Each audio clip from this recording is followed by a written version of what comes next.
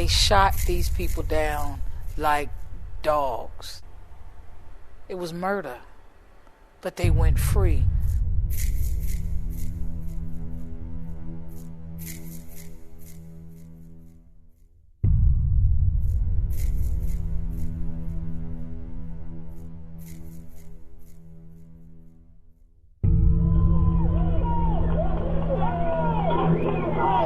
This particular day, we knew that they were going to be there, doing the rally. So we wanted to go and support the rally.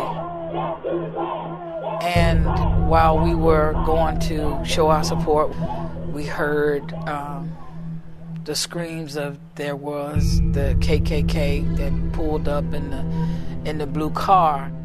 We thought they were just going to fist fight. Nobody actually knew there were going to be any guns involved. And the next thing we knew, a fight broke out. And I remember one guy in particular run to the car that they had parked and opened the trunk. And I knew what that meant. They came out with the rifle and the gun, and they started shooting. We had a chance to see, the bodies laying out.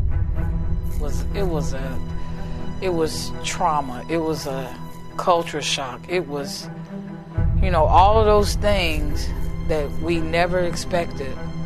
Just boom, boom, boom, boom, boom. This is a human body, with the face almost shot off. That image, will be in my head, I know, the rest of my life.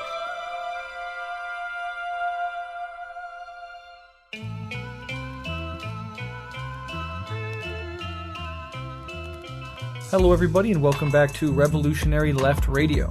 On today's episode, I have 3 organizers from Greensboro, North Carolina on to talk about the Greensboro Massacre, a really important and I think undercovered event in American history as well as left-wing history in this country. Joining me today are Nilija, Ember, and Cam to discuss this event, talk about its fallout, and to talk about how the community has responded over the almost 42 years since the event happened. And as always, if you like what we do here at Rev Left Radio, you can join our Patreon at patreon.com/Rev Left Radio. And in exchange for your generous donations and contributions to the show, you do get access to bonus monthly content. So without further ado, let's get into this wonderful episode on the Greensboro Massacre.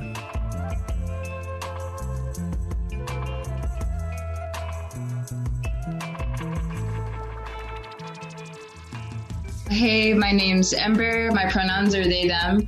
I live and organize in Greensboro. I'm a reconnecting native of the Occaneechi-Saponi Nation, the land that Greensboro is violently occupying. I'm Nilija. I use she, they pronouns. I am originally from Newport News, Virginia. I moved to Charlotte, North Carolina, and I'm currently living, organizing, and going to school in Greensboro, North Carolina, like Ember said, occupied Occaneechi land. I'm Cameron, he, they pronouns. I'm originally from Raleigh, which is occupied Tuscarora land, but I currently live and organize and go to school in Greensboro, which, like Nilija and Ember have referred to, is occupied Occaneechi land. Well, I'm very happy to have all 3 of you on, and I really wanted people from that community or familiar with that community to bring to light this event, because I think that it does matter to have people from communities speak about the communities in which they live. And I also wanted, as always, principled socialist thinkers, and all of you certainly fill that. So I'm really excited to have you all on to talk about this fascinating, important, and understudied historical event. But before we get into the topic, can either one of you, any of you, all of you, just update us a little bit on the local organizing efforts happening in your community? Oh, yeah, definitely. So the People's Freedom Assembly is a Black and Indigenous-led collective that came to be from an internal split from GSOO. So while the internal struggle was happening, I started gathering supplies for what we have now for PFA. The initial supplies for PFA were solely funded by my sex work funds. I used my funds for buying the initial supplies and resources the collective would need to continue doing community work. Because just because we were leaving an organization, like the work was not going to stop. We were going to continue organizing. I wanted to make a space where my Black comrades, my Black and women and non-men comrades could organize safely away from violence, because that's what anti-Blackness is. Once I gathered the supplies that we would need to start doing basic weekly distributions to the houseless, I reached out to those who I felt would not be ignorant to the material conditions of America. And I reached out to them. I pulled them out so they could be in a safe space. And we got to organizing. And basically, so once Ember pulled everyone out and we came together to figure out what would be the best way to move forward and build community with our houseless comrades, and also restore some of the community that was, I guess you could say, like, fucked up within the well structure, we decided that the best way that we can go about that is through two programs, which we have the People's Meal and the People's Aid. So the People's Meal is where we get together once a week to make sure that our houseless comrades have a hot meal, at least a hot meal a week. All of that, like Ember said, was initially funded by their sex work, and also the funds. Now we're sustaining ourselves through people within our org structure who have enough to donate, and also just crowdfunding donations. And then we also have the People's Aid, which is geared at making sure our houseless comrades have essential hygiene stuff. So make sure they have razors, face masks, hand sanitizers, menstrual cycle stuff, all of that kind of stuff. And we do that twice a week. And overall, both of these are aimed at just making sure that we're building good neighborness with people in Greensboro, because we want to base build through the belief of community mindedness, radical curiosity, and service. And so now that we have these programs basically figured out and we're doing it on a routine basis, we're thinking about new ways and creative ways to start mass political education within our org structure or our collective structure in the greater Greensboro community. Anything to add on that? Oh, our zine. Sure. We're working on a zine to hand out to houseless people, like with excerpts of accessible political education, just like theory, and like things about community defense and community care. When I say community defense, I don't mean guns. I mean community defense. Of course, guns are important, but like people get overly focused on guns and just like sort of like get to a point where they're sort of worshiping the gun. Mm-hmm. The gun is necessary for like any sort of revolutionary action, but you gotta get to a lot of places before you feel comfortable just like arming people. Absolutely. Yeah. Guns in and of themselves are meaningless if they're disconnected from a plethora of other programs and from the support of the community overall. Mm-hmm. Absolutely. Let's get into the event that we're here to discuss, which is the Greensboro Massacre. And this is something I've wanted to cover for a very long time. I think it's incredibly important, if for only the reason that, and there's many more reasons, but the forces at play and the way that these forces teamed up and the interests that they served, I think is a pattern that is still very much alive and well in this white supremacist settler colonial society. So this is a snapshot of a moment, but it reverberates and says a lot about the entire society, past, present, and until a revolution of some sort occurs in the future. So for those that don't know, and in the most general terms, because we are going to dive deeper, what was the Greensboro Massacre, and why is it an important historical event? The Greensboro Massacre is perhaps one of the most important human tragedies in Greensboro, North Carolina, at least modern tragedies, especially for revolutionary movement building. It took place on November 3rd, 1979, when the FBI, the GPD, the KKK, American Nazis, and the ATF were all in cahoots to kill communist and labor organizers while they were demonstrating in a public Black housing project, Morningside Homes. Over the course of 88 seconds, 10 people were injured and 5 demonstrators were killed by gunshots from white supremacist hordes. It is an important event because it demonstrated the brutality of the racial capitalist state and how ACAB is truly a real thing on every level. Local, state, federal law enforcement all cooperated to kill activists in broad daylight. It also demonstrated the South's overall hostility to labor union organizing, especially multiracial labor union organizing, and how anti-communism and anti-Blackness are deeply intertwined. Just as it cannot be minimized that this attack took place as the demonstrators were marching through a Black housing community, it also cannot be minimized that preaching anti-capitalism and anti-racism in itself was grounds for public execution by a North American death squad. So yeah, that's really important. And the way you framed it as a North American death squad, Cam, I think is incredibly important because it ties it to the legacy and the activity of imperialism at that time, before, and to the present day. And it really was this force of workers' rights, Black liberation, all tied up, facing the forces of violent white reaction, state and non-state. It was right about there that I was bent over Jim Waller, who was shot in the back.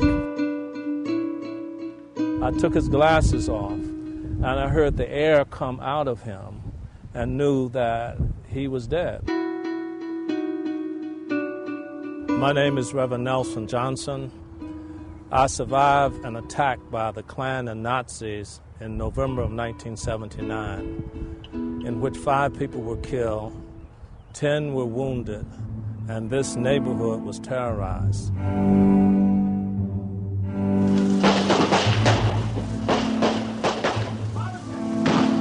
Approximately where I'm standing, maybe a little bit behind me, people were gathering and they were singing and they were chanting, a lot of positive energy out here. About 20 minutes after 11, the Klan caravan, a line of cars came down and turned in this direction. When the 8th car in a 9-car caravan stopped and the back of the trunk came up and people got out of the 9th car, came up to the 8th car, retrieved long weapons, looked like shotguns, and started to fire in the direction of the crowd.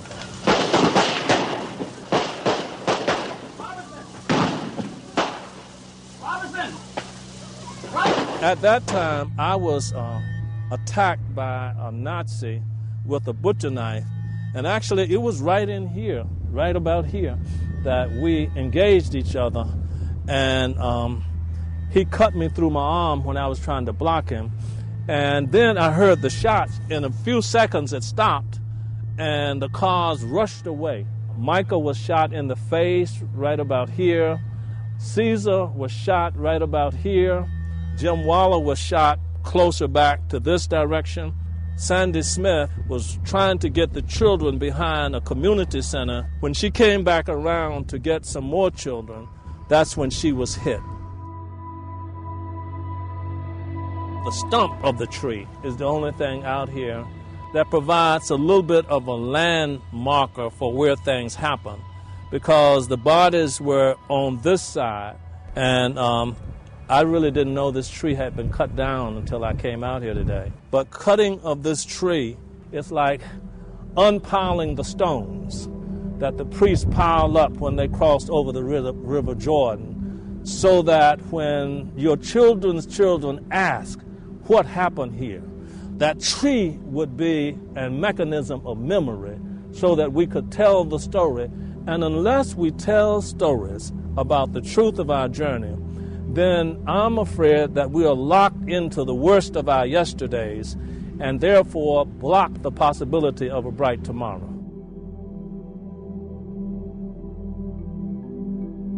Before we dive deeper into the event itself, and what was fascinating about this event as a sort of digression is the fact that it was videotaped. So anybody can go online. You'll hear clips, audio clips throughout this episode, but anybody can go online and, graphic warning, of course, it's hard to watch. And it brought tears to my eyes and it twisted my stomach to actually see it.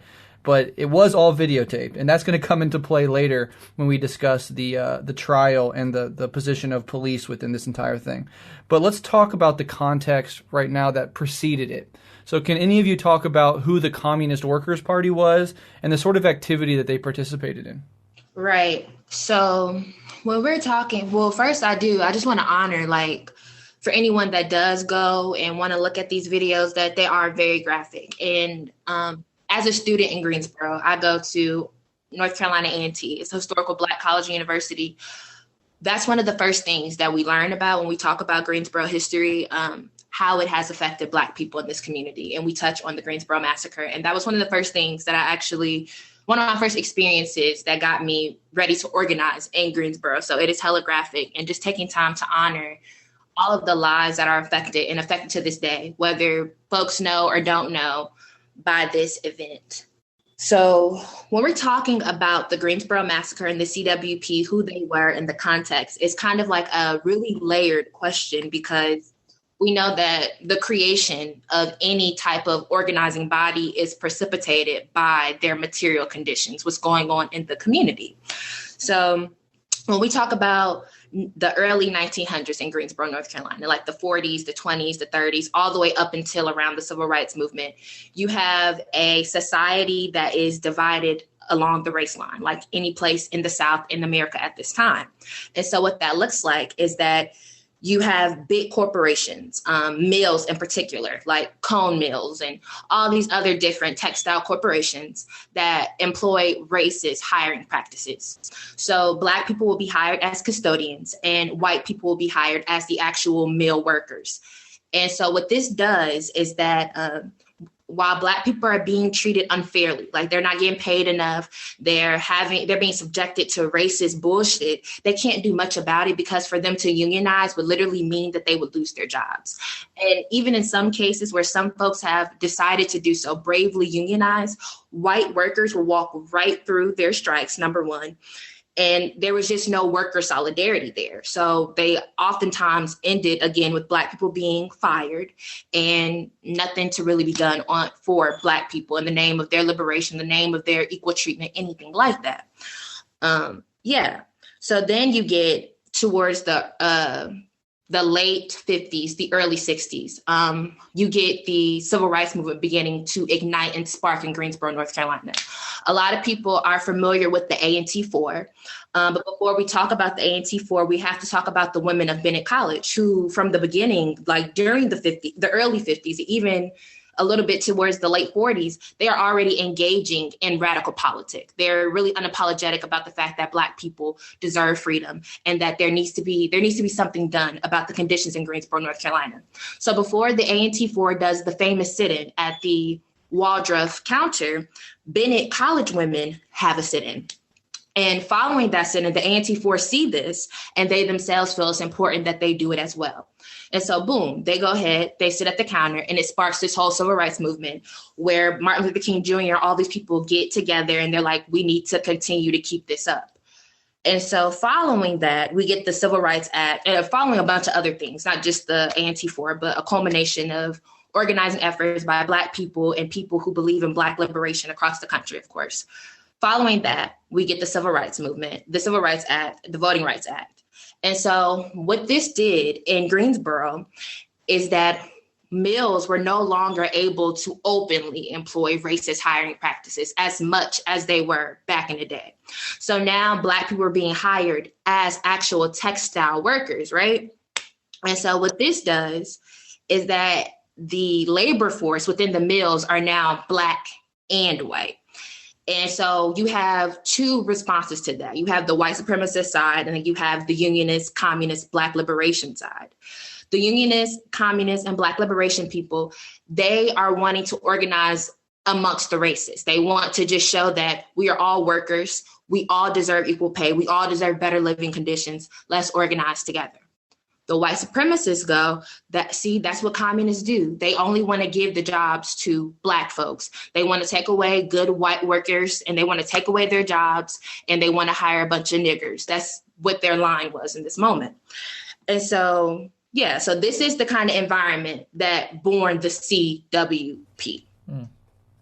That was a lot, but No, I think it's incredibly important to understand not only just like the immediate history, right, but the decades that preceded it, even in a local context, because this event, of course, cannot be separated from not only the decades, but the centuries of white supremacy and brutalization that preceded it and followed it. So I really appreciate how far back you went and highlighted even like the civil rights struggles and how this was a decades-long mounting sort of issue within unions themselves. I think that's absolutely essential. Right. And I also want to add that, because I don't think I touch much on the CWP themselves. So that environment is what born the CWP in Greensboro, right? But as a national organization, the CWP, before they were the Communist Worker Party, they were known as the World View Organization. And this was a national organization that was a part of different states all across America. They had chapters in different states. And so in Greensboro, they started off as the WVO, the Workers' Worldview Organization. And a second thing that I really want to highlight and make sure that people understand when we talk about the Greensboro Massacre is how communism began to be viewed both by Black people and white people.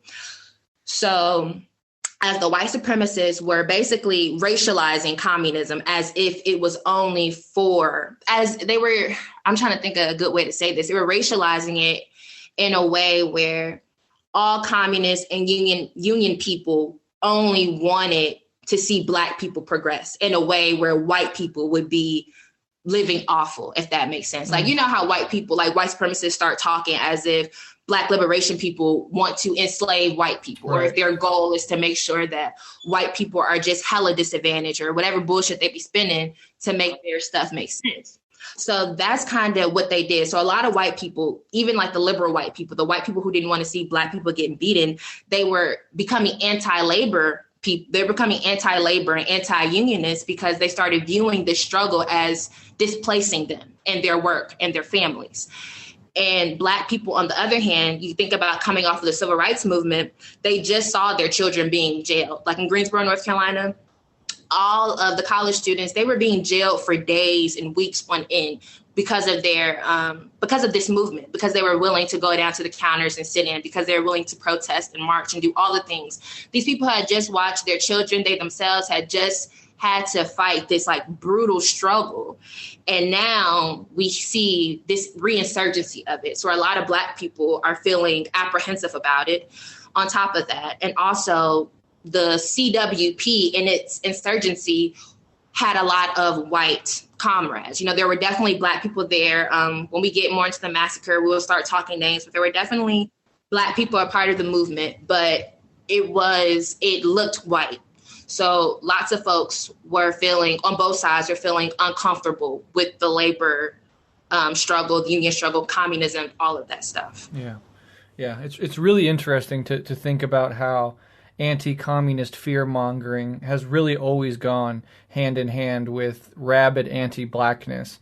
And of course, that serves the interests of the capitalist class overall, because you're splitting the workforce along racial lines at the same time that you're tying communism with like white fear and, as you said, the wild projections, right? And it says so much about the white supremacist psychology that they can't imagine a world of equality, and their only their imagination of Black liberation is going to be revenge for what they themselves have done to others. That shows, I think, a pathological projection of their own cowardice, fear, and repressed shame.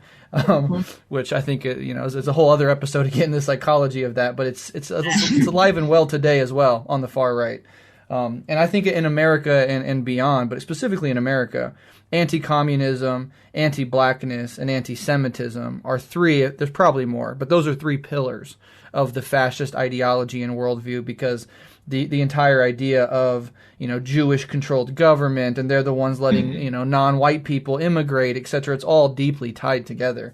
And even in the early days of the Bolsheviks, Hitler tied Judaism and Bolshevism together as one thing. Come over into the American context with its deep centuries-long history of anti-Blackness, that just gets tacked on with ease. So, yeah, absolutely incredibly fascinating. And correct me if I'm wrong here, but I've certainly the CWP was a Marxist Leninist organization. Was it Maoist? Was that part of the ideological makeup? Yeah. Like this, and when I was thinking about how to answer this question in my mind, I'm like, this is a lot of information to cover in like one question because it is hella layered, right? So like you're right, they were MLN, and that was another portion of which for some people could be a little nervous for them because they were like hardcore MLM. Like they were writing critiques on some of like the people that I respect because like, you know how Mao gets into that, like really fuck revisionism. Mm-hmm. So like they were real tight on fuck revisionism. So like they had critiques for people like Fidel Castro and all sorts of folks. So yeah, they were MLM. Yeah. Yeah, the pros and cons of that still certainly live on in the Maoist tradition to this day. Yeah. But yeah, that militancy, that uncompromising nature was certainly present, and maybe we'll talk about it a little bit, but in the rhetoric leading up to this conflict, which they had every fucking right to be that militant with their rhetoric, of course. But let's go ahead and move on to a question revolving around that, and that's how did the Communist Workers' Party come into conflict with the reactionaries in Greensboro, who were the reactionary organizations that were involved, and what were their interactions like leading up to the massacre? So as the CWP was working to organize workers in mill industries across the triad, the insurgency of the KKK was making their organizing efforts more difficult. Many KKK members, American Nazi members, were openly opposing the mixing of races, which they did to hamper the multiracial organizing practices of CWP. Leading up to the Greensboro Massacre, we have to understand two very important events that are integral to understanding the Greensboro Massacre. The KKK exhibit at a local library in Winston-Salem and China Grove Town Hall showing Birth of a Nation. So essentially for the Winston-Salem event, a local library in Winston-Salem was hosting a KKK exhibit in its basement. The members of local Communist Worker Party who entered the basement with the intention of smashing the so-called artifacts in the exhibit were confronted by armed Klan members who were in attendance. The event somehow ended without physical violence, but this demonstrated the growing antagonisms between, on the one side, the Unionists, the Communists, the Black liberationists, and on the other side, white supremacists. Following this event, on July 8th, 1979, the KKK held a showing of Birth of a Nation in China Grove Town Hall, which the CWP showed up to armed with baseball bats, chanting anti-Klan rhetoric outside the town hall, which they had every right to. Mm-hmm. And the Klan showed up and confronted the CWP armed with guns. The CWP responded by burning a Confederate flag right in front of the Klansmen's faces. November 3rd march was largely in response to both the incidents, and they did it, and the CWP did it, hoping to show the Klan that the people were not afraid of them.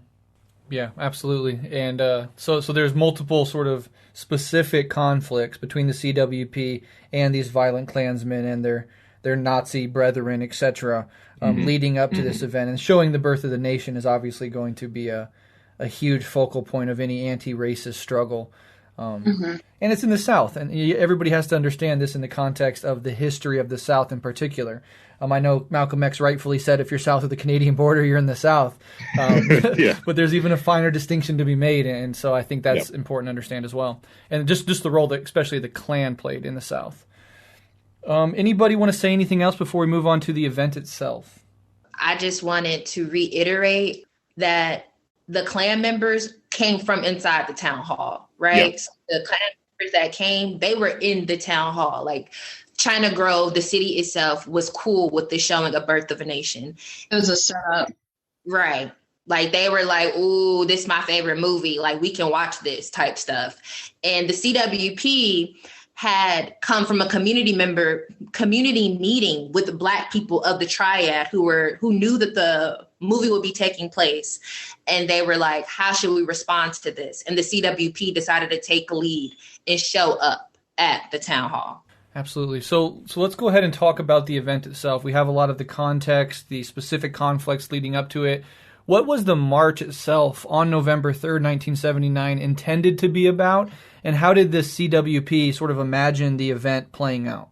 So Cam definitely covered this in that this march, like Cam said, was literally about like, fuck the Klan. It was that this insurgency of white people, just literally straight out white supremacists, literally saying that we don't want race mixing and we don't want Black people working in the same jobs as us. And we don't want Black people, period, in our communities. And the CWP, who is trying to organize like regardless of race lines, like they want to organize amongst all different kinds of races, are seeing how this is intimidating people who want to unionize, but who are afraid of the Klan. Mm. So they decide, okay, we need to plan a march in which we show the people that we are not afraid of the Klan. That yes, the Klan is hanging up these flyers because the Klan at the time was hanging up flyers in Black communities saying things like, we will kill y'all, or we want to kill y'all, things like that. And the CWP wanted to show the community that we as an organization are not afraid of the Klan, and you don't have to be afraid of the Klan either. So that's what the intention for the march was about. It was also about getting more Black people to join the CWP. So I think a lot of Black folks know this, that Black people are weary of communists because of, how white people have demonized communism to a point where Black people don't want to be associated, but also because there's a large sect of Marxists who like to pretend that race is not the most important contradiction in America, that Black people are not of the most oppressed, Black people and Indigenous people. So a lot of Black people, when they hear communism, they like, whoa, like I'm not fucking with that. So the CWP wanted to have an anti-Klan rally to specifically call out the Ku Klux Klan because of what they do to Black people. And they wanted to use that as a base building point in a Black community, which is why they chose Morningside Homes, because they wanted to build that community there. And then on top of that, this is like the serious, theory shit. There was also a feeling of excitement amongst the CWP members. And if you get on and you look at those videos, you will literally see them before all of the violence took place, people smiling. One of the CWP comrades, I don't want to say their name wrong, but I think I am, Signe Walker. She brought her child with her, and she's pictured there with her child, and she was also talking about how excited she was because up until this point, the CWP was formerly known still as the Workers' Viewpoint Organization. So at this rally, they were going to make it known, we changed our name and we've reorganized and all these things. We're now the Communist Workers' Party. They were really excited to let people know that. And so, there was the serious theory side, but there was also the hella excitement. And I just want to build with people, and I want to really build a movement where everyone will be held and everyone will get free and everyone will have rights. Yeah. So that's really interesting. And I think it really gets to the important aspect of how they envisioned the march, which was an attempt to build community, to stand up to the fascists and the racists and say that we're not afraid, to build worker power, multiracial militant worker power. And it was, intended to simply be a march. So while the rhetoric was certainly heated, it was about marching and showing that, you're not going to scare us into being silent, and you're not going to scare us out of these working class organizations, etc. And so you had pregnant women, you had kids, you had drums, it was a singing, it was almost a festive affair, a peaceful march. And so with all of that in mind and knowing what the actual goal was by the CWP, what happened during that event and how did it tragically end? The demonstrators got to Morningside Homes, a majority Black housing community, for the rally. A 9-car caravan full of white supremacists drove up. The demonstrators began banging on the passing cars, understanding that there were white supremacists inside. It was not long after the white supremacists jumped out and began firing on the demonstrators in broad daylight, mind you. They initially fired their handguns before going to the back of the caravan and grabbing high-powered rifles and shotguns. A few demonstrators returned fire. William Sampson was one of them, but 5 of the demonstrators were murdered. Michael Nathan, Cesar Cauce, Sandra Smith, and, like I said, William Sampson. 10 people were injured, including one Klansman. So I guess 9 people were injured. In the caravan was an FBI informant and an ATF agent and a GPD police photographer. And so, yeah, they were definitely in the know. Yeah. Before we add on to that, I wanted to go back and wrap around and say that the CWP expected a confrontation, just not the confrontation they got, nor did they expect the police to be absent for so long. And at the rally on November 1st, where Nelson Johnson was speaking to the Klan, he made it very clear to GPD that although the flyer said one location, the march would begin in Morningside homes. And the police knew where the march would take place, and many did not think that it would have taken them so long to get on the scene. Yeah, absolutely. So, yeah, as this event is taking off, all these cars pull up, as Cam said. The trunk was popped, and then a bunch of weapons were pulled out, long rifles, shotguns, etc. And they just started shooting indiscriminately into the crowd. Again, a crowd with children present. And in fact, one of the heroes who died, Sandra Smith, was shot as she was coming back out behind a wall after bringing some children behind the wall, was coming back around the wall to get more kids to take them to safety, and was shot by one of the Klansmen or Nazis. All of this, of course, while a member of the ATF was present, and the police knew that this was going down. And I think that leads well into this next question, and it's worth a question of its own to really hone in on this aspect of it, because this gets at the heart of what we still see so much of today, how left-wing or black liberationist protests, even very peaceful ones, are treated as opposed to right-wing, ones with the explicit threat of violence inherent in the organization itself. So as we know, the police played a huge role in this event, both via the informants and they had within the right-wing organizations, which was not only the Klan, but the Neo-American Nazi Party, as well as in their marked absent, as you mentioned, when things went down. So can you talk a little bit more in depth about the role that the police specifically played in this massacre? Right. So like Cam and Ember both said, and like you just said, Breht, this massacre is another example of why it will always and forever be fuck the police. Because whether you do a parade, which is what they did because they got a parade permit, or whether you do a protest, when it comes to police intervening on radical folks' behalf, it is never on our behalf. It is always to our detriment, and it's always the intentional purpose of it being to our detriment. So like Ember said, on November 1st, this is 2 days before the parade was intended to take place. Reverend Nelson Johnson went to go and get the permit. And he made it clear, like Ember before said, he was a reverend. Before he was a reverend, right? So this is before he was a reverend, but because I know him as Reverend Nelson Johnson, I feel real weird if I didn't say reverend in front. I'm disrespecting him. Understood. But you're right though, Cam. Like that's a real important distinction for historical purposes. Before he was Reverend Nelson Johnson went and got the permit, and he made it clear to GPD that our flyer, I think it was Windsor Homes. Y'all can fact check me because I'm not sure, but it was something like that. It started with a W for sure.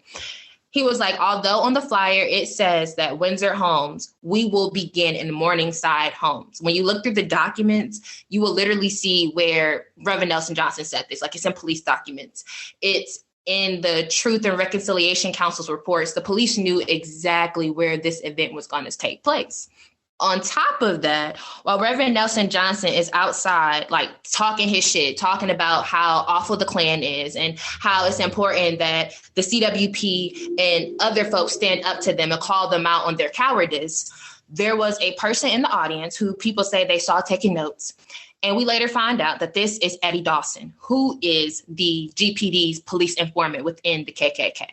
So following Reverend Nelson Johnson's rap, and after the press conference is over, Eddie walks inside of GPD and literally asks for a copy of the parade permit. GPD don't ask no questions. They don't ask on why he wants the permit. What does he plan to do with it? They don't ask none of that. They just give him the permit. So now they know this KKK member has the parade permit. On top of that, days following, Eddie makes it clear to GPD that we're planning to violently attack this demonstration, this parade. we plan to attack it. GPD knew. They weren't worried about it. And in fact, they decided that they wanted to take a quote unquote low profile at the parade. And right. And they justify that by basically saying that CWP is already anti-police. So our presence there will enrage them and incite violence. That was like one of their like bullshit excuses.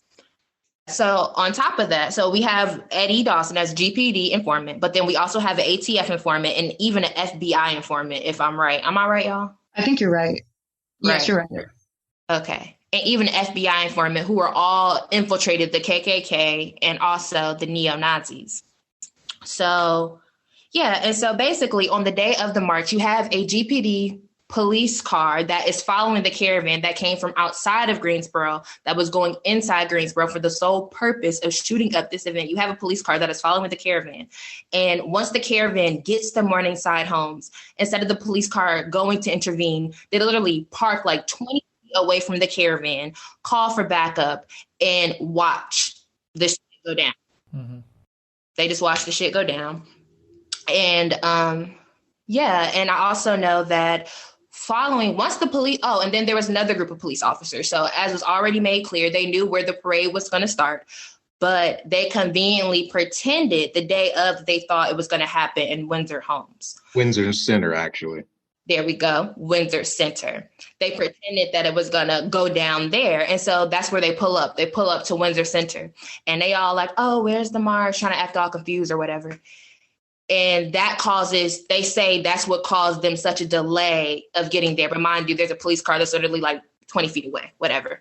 So once the police finally get there, they start arresting folks. But who do they arrest? They arrest people from the CWP. And they even charge who was not the Reverend then, but I know as Reverend Nelson Johnson with inciting a riot. And Reverend Nelson Johnson says that he was treated, of course, more brutally than any people that got locked up because he was a Black man. Yeah, absolutely. And the reactionaries, the violent fascists, neo-Nazis, they all got away.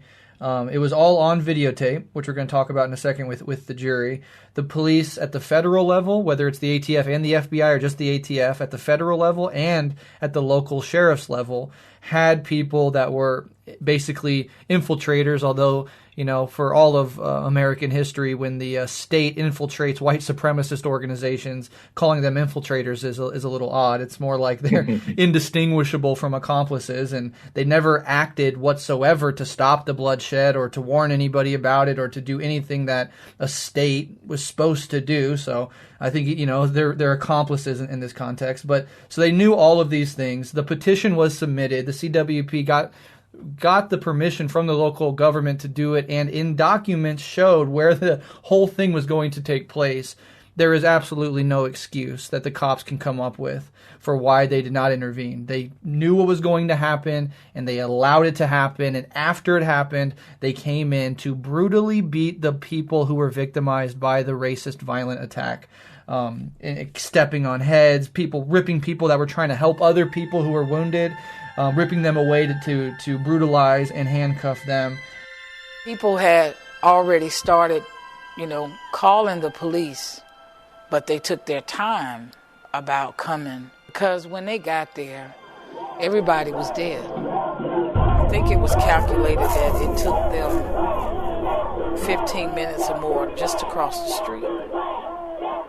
Just to cross the street.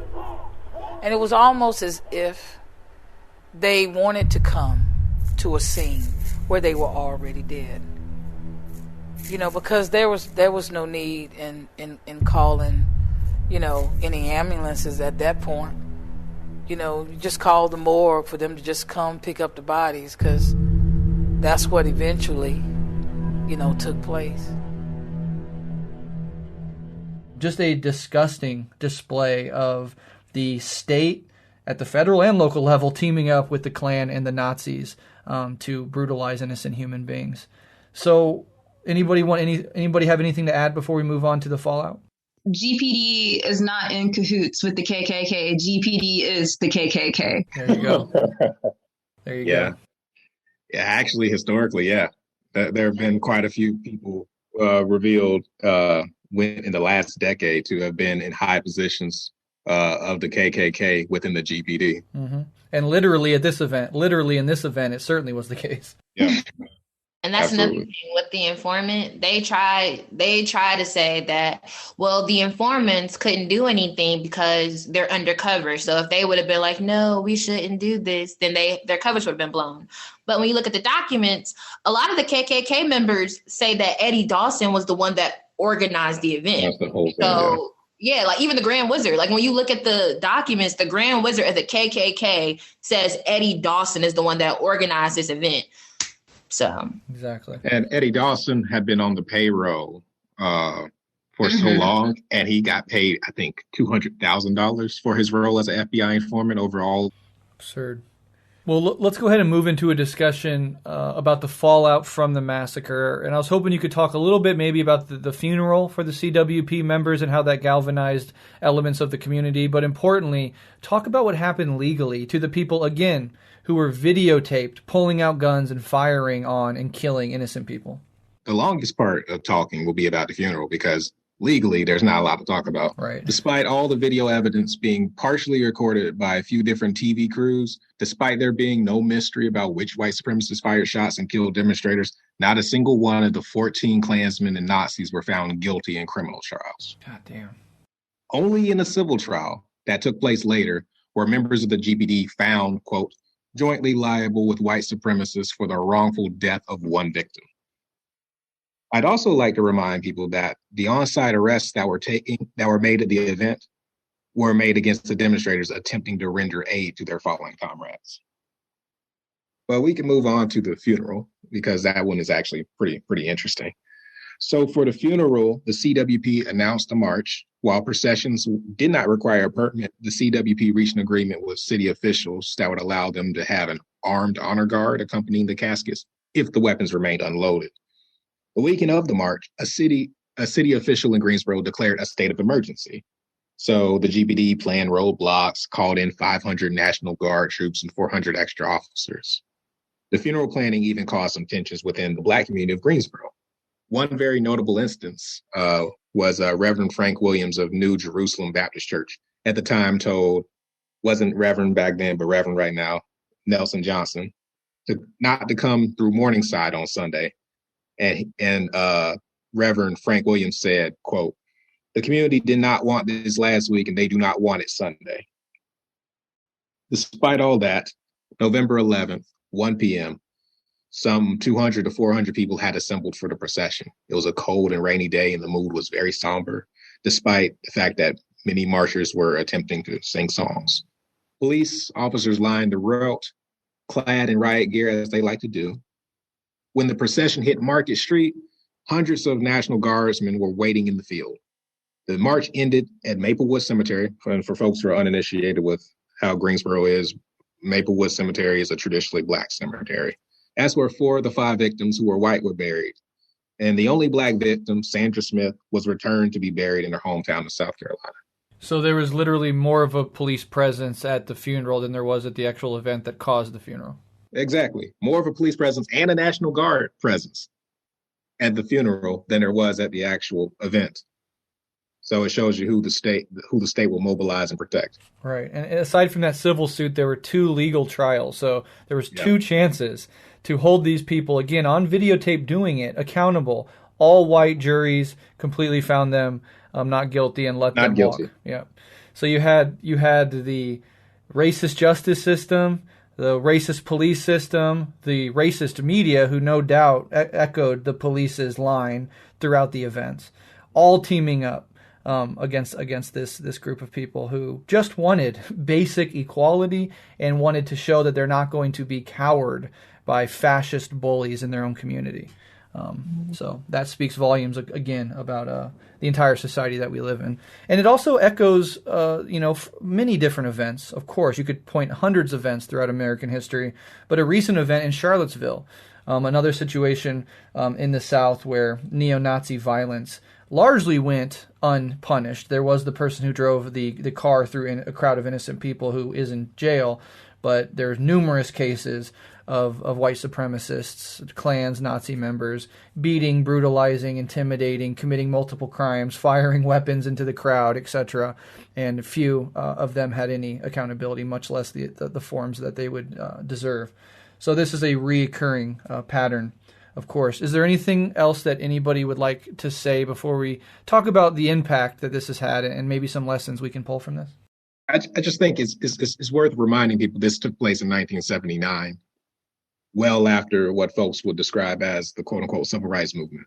These people are still alive and in our community. Like, we're not disconnected from it. Yeah. I saw a news report of one of the daughters of the men who were killing people that day, saying that we talk about the Greensboro Massacre too much and that it puts the family members of the Klansmen and American Nazis in danger because the communists are going to come back and kill and harm the children, or something like that. I saw that too. It was such reactionary bullshit, but it's amazing how these folks think. Yeah, I saw that exact same one. And not only was she the daughter of one of the people that did it, she married another member of the Nazi Party for 20 years. And she's saying, please stop talking about this because it makes me feel uncomfortable when you do. Amazing. What the fuck? Don't make me feel bad for being a white supremacist. Right. Girl, what the fuck? This woman says the children and grandchildren of Nazis and Klansmen who carried out the Greensboro Massacre live in fear today every time that story is back in the news. All I remember is Cardinal telling me to run, and I started running. And then I heard shots. Dee, who asked that we not reveal her identity, says she was 14 years old when her family, then associated with Klansmen and Nazis, brought her to the Greensboro protest. 40 years later, she says she wants the events of that day to go away. I'm coming to you because of the children that was involved that has to live with this. We live with it every day. And I don't understand why they want to keep bringing it up after almost 40 years, because we've moved on in our lives.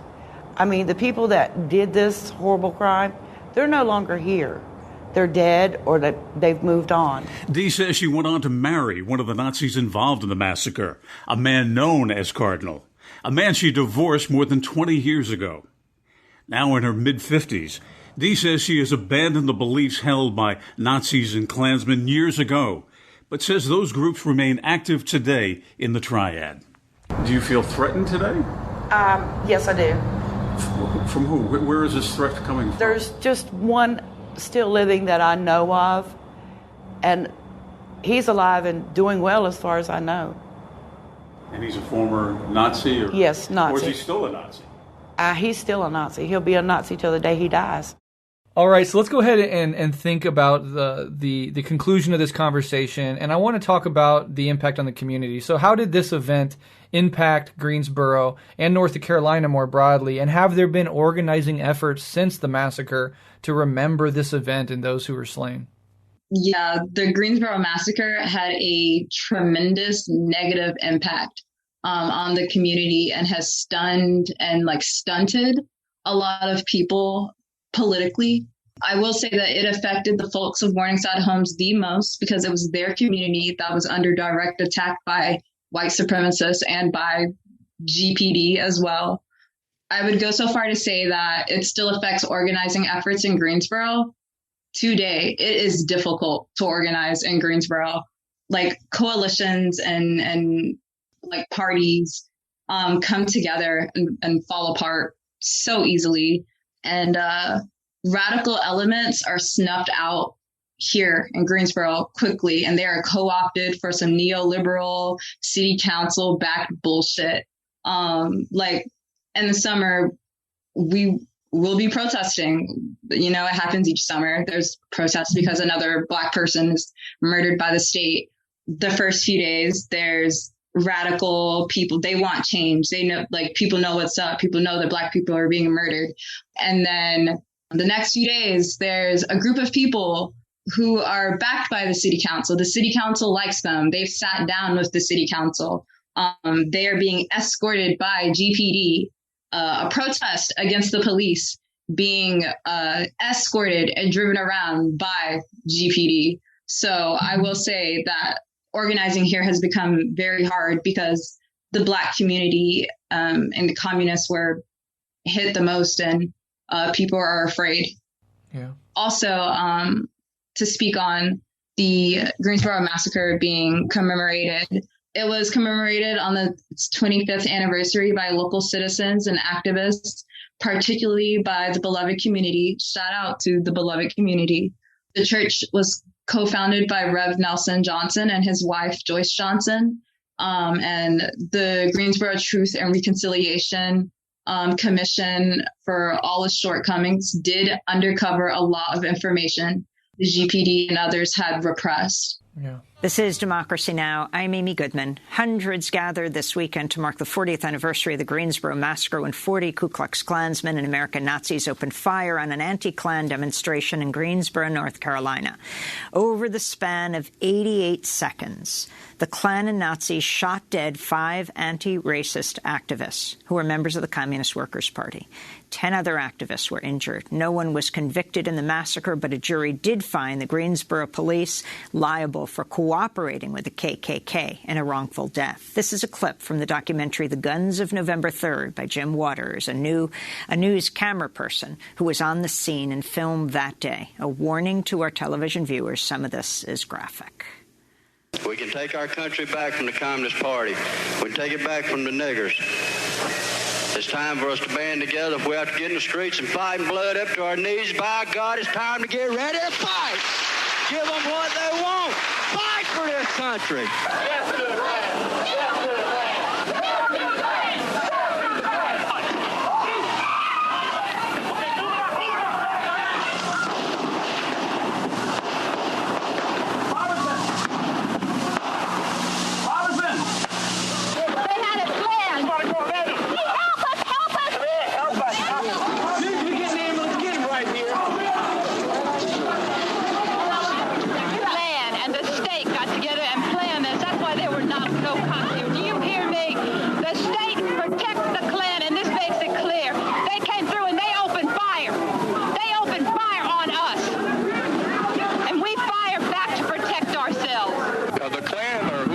Jumped out and just started shooting in the direction of the thickest concentration of people. They seemed to be aiming at particular people.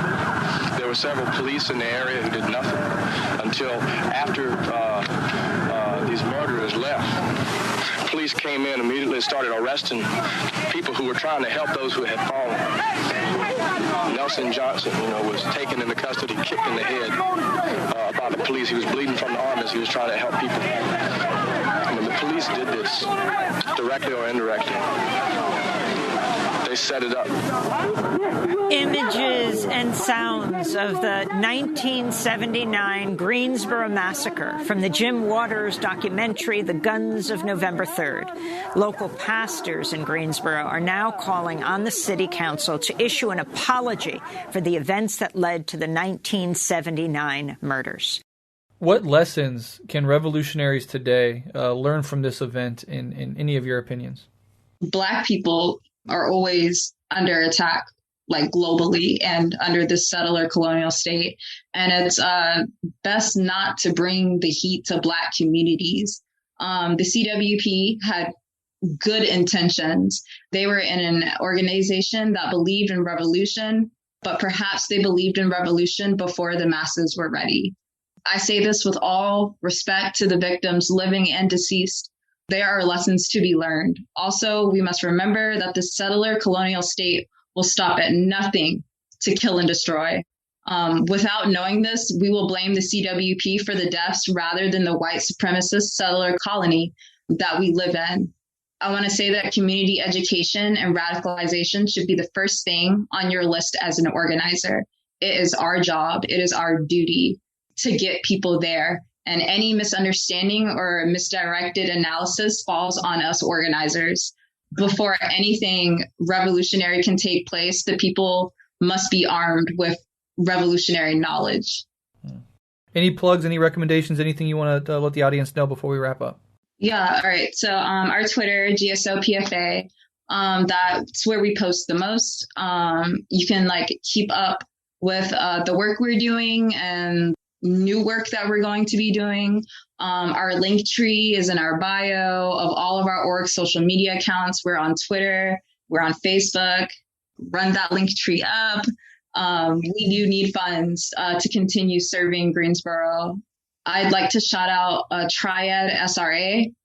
We've been partnered with Triad SRA doing mutual aid since we split. They understand that the revolution will be Black and Indigenous led, and they're our comrades. A large chunk of our members are also a part of Triad SRA. They do really good work. They use their funds to support us and to help us to make sure that we have enough supplies to hand out. We just do good work together.